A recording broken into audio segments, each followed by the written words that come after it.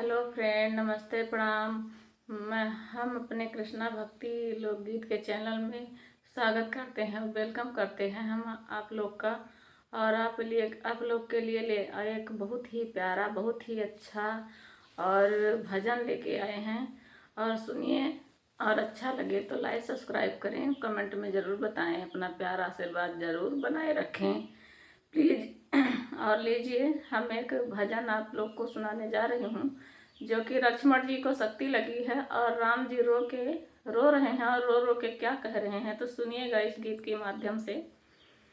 कहाँ लगे तीरिया हो हो, कहाँ लगे तीरिया, नयन ढूर नीरिया, बताई दे तना, सुख बदन शरीरिया, बताई दे तना।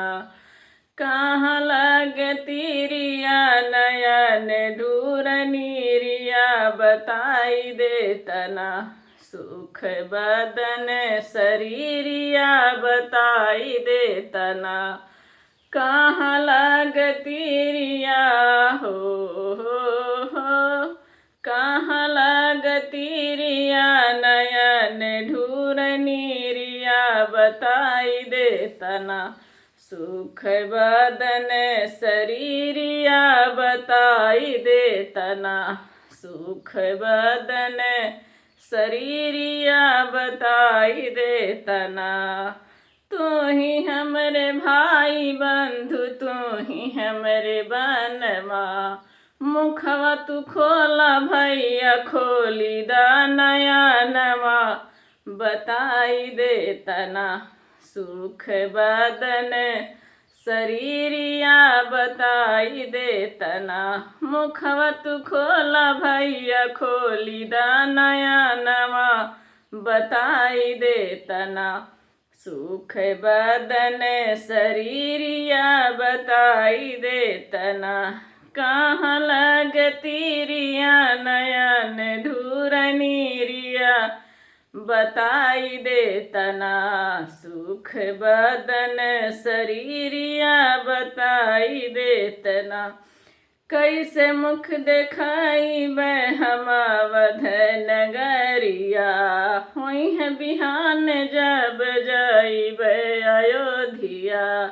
कैसे मुख दिखाइबे हम अवध नगरिया, कैसे भी देखाइबे मुख अवध नगरिया, हुई है बिहान जब जाइबे अयोध्या। रोई रोई पूछी है कौशल्या मैया, बतिया बताई दे तना, देव का मन जवाबवा, बताई दे तना। रोई रोई पूछी है कौशल्या मैया, बतिया, देव हम का मन जवाबवा, बताई दे तना, सुख बदन शरीरिया, बताई दे तना। मुखवा से बोला भैया, खोली दा नयनवा, मुखवा से बोला भैया, खोली दा नयनवा, दोषी बनवला भैया सगरी जमानवा, दोषी बनवलस भैया सगर जमानवा। लैब हम भैया हो, लैब हम भैया हो, कहवा से वैद दवाइया, बताई दे तना, सुख बदन शरीरिया, बताई दे तना।